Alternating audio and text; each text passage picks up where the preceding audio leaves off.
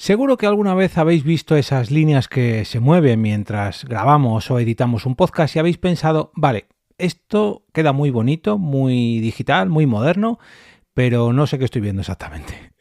Pues hoy quiero hablaros precisamente de eso, de algo que está presente, que está muy presente en absolutamente todos los podcasts que escuchamos, grabamos, editamos o publicamos, las ondas de audio. Te damos la bienvenida al otro lado del micrófono. Al otro lado del micrófono. Un proyecto de Jorge Marín Nieto, en el que encontrarás tu ración diaria de metapodcasting con noticias, eventos, herramientas o episodios de opinión en apenas 10 minutos. 10 minutos. Desde el otro lado del micrófono te habla un servidor, Jorge Marín, para darte la bienvenida a un espacio donde cada día nos sumergimos juntos en el universo del podcasting y lo hacemos desde dentro. Bueno, a ver, yo al menos lo hago desde los micrófonos de OV Productora y tú desde los auriculares.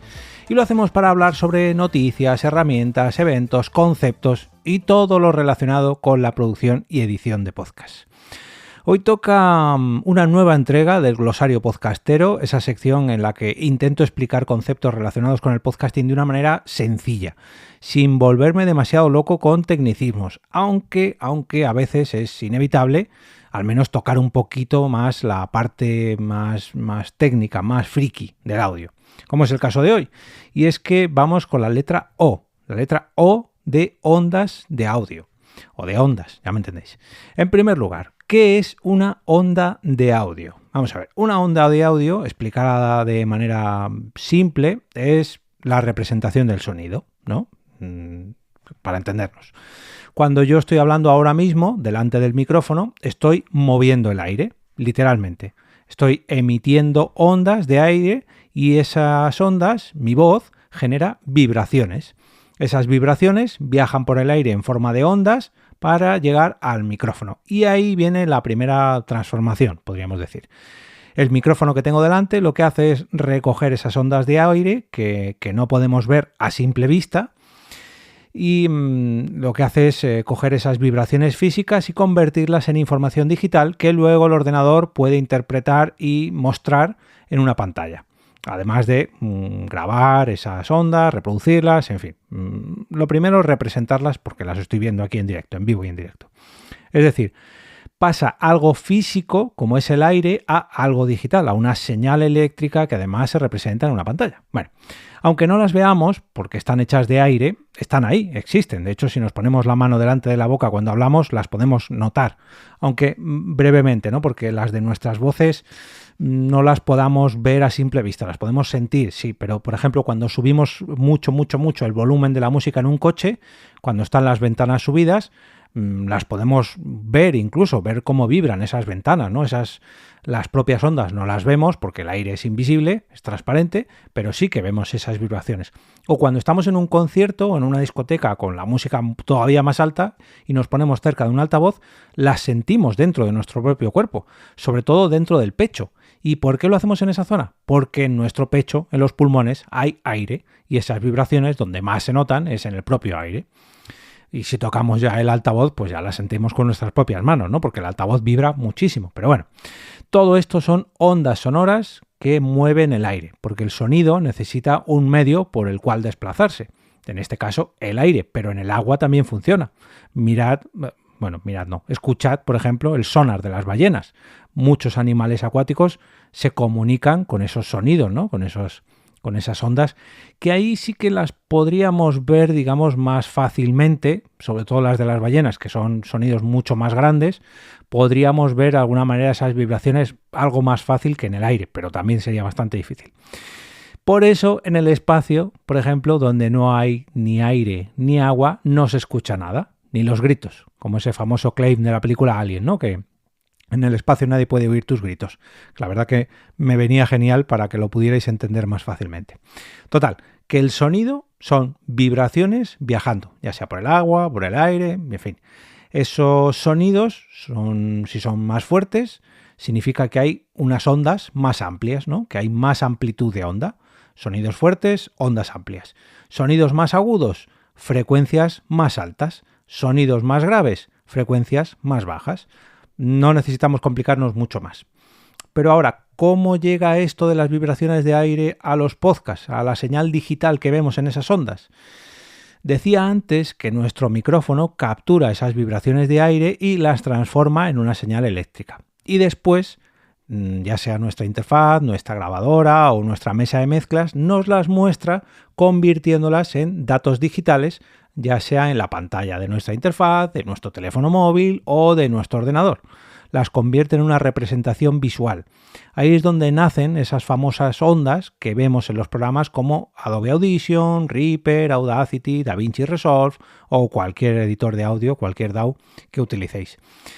No las vemos, digamos, de manera circular porque en ese caso las estaríamos viendo de frente, pero como las vemos, digamos, en 2 dimensiones, no en 3 dimensiones, son ondas que se dibujan vibrando una línea, no vibrando una onda circular, vaya. Y aquí, ojo que se repite un poco lo que decía antes, sonidos más fuertes, ondas más amplias, sonidos más agudos, frecuencias más altas, sonidos más graves, menos frecuencias. Y esto ocurre igual cuando las vemos en la pantalla de un ordenador. Pero en ese aspecto visual, con el paso del tiempo, lo que hacemos es aprender a interpretar con nuestros ojos lo que estamos viendo sin escucharlo. Suena un poco raro porque realmente cuando llevas muchas horas grabando y editando y montando, a veces solamente lo puedes hacer viendo las ondas, no escuchándolas. Hay determinados momentos que dices, bueno, aquí está respirando, uy, aquí por ejemplo veo un hueco, sé que hay un silencio, pues lo quito directamente, no tengo que escuchar el silencio. Detectamos que hay un momento que alguien ha saturado porque vemos una onda muy grande, que además dura mucho, que además se sale de la representación gráfica y eso se corta directamente, o sea, el ordenador no es capaz de capturar tanto sonido, satura y eso es un grito, o alguien ha estornudado, o alguien ha dado un golpe.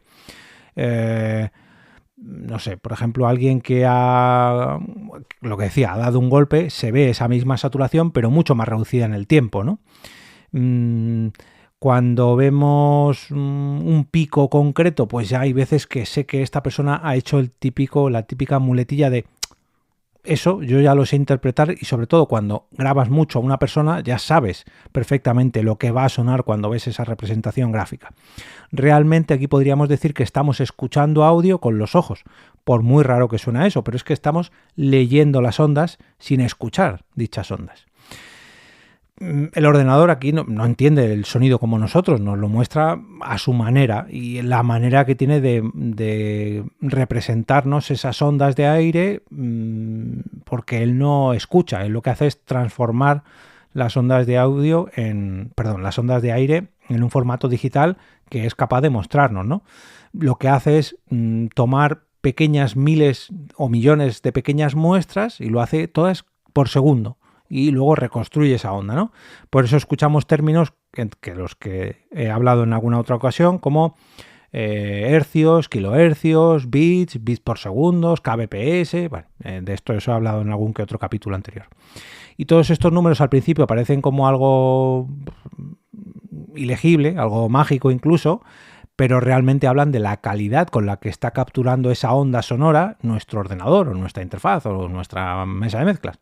Cuanto más muestras se toman, más fiel es esa representación, menos datos se pierde, más captura, pero lógicamente más pesa cada grabación.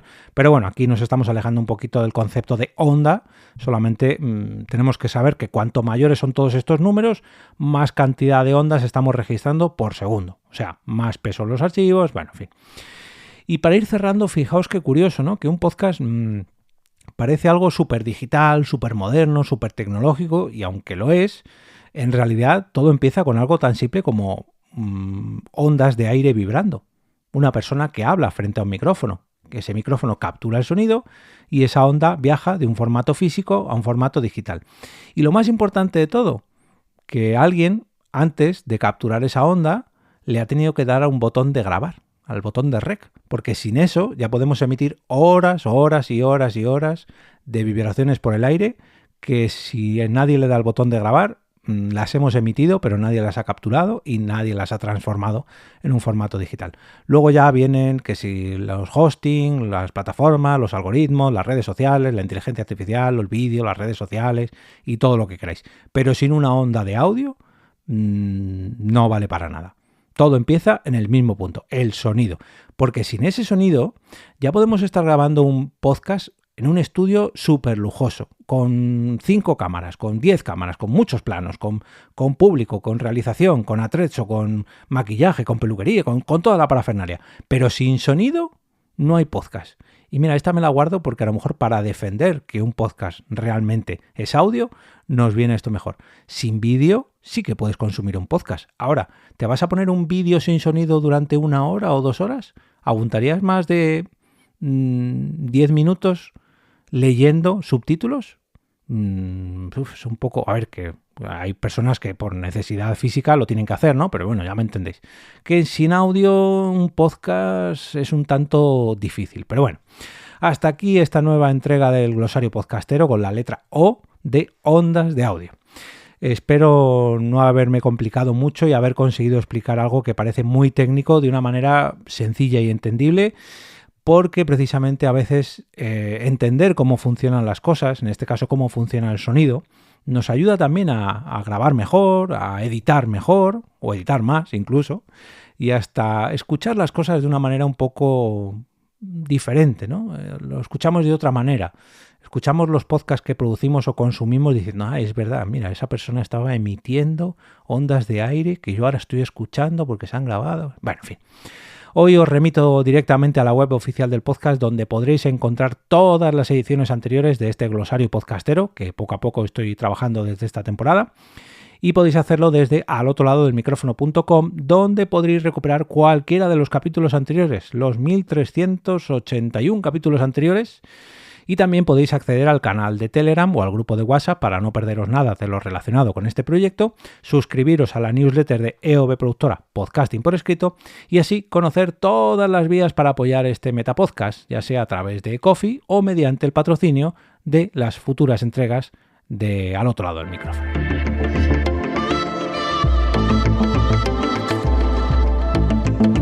Y con esto me despido y regreso a ese sitio donde estáis vosotros y vosotras ahora mismo, al otro lado del micrófono.